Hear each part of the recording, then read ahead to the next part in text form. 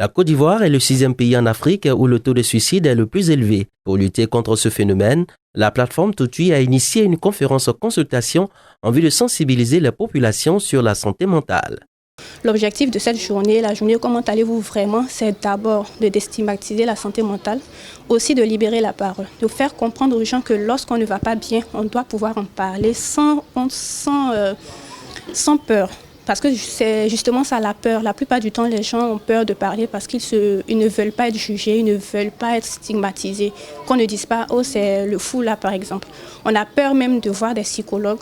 Pourtant, c'est quelque chose qui devrait être normal. Autant on n'a pas peur d'aller à l'hôpital se soigner quand on a mal à la tête, on ne devrait pas avoir peur de cette même manière-là d'aller voir un psychologue pour dire que là, ça ne va pas. Le temps d'une journée, les participants ont brisé le mur du silence par des témoignages et des partages d'expériences avec des psychologues. Nous avons développé une approche, c'est celle de savoir à qui parler.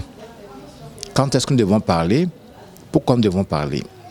Et nous sommes arrivés avec les spécialistes qui étaient là, au résultat suivant.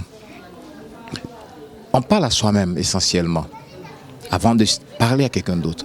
Voyez, si on n'a personne d'autre, à part nous-mêmes, parler, cela ne devait pas être un obstacle pour parler.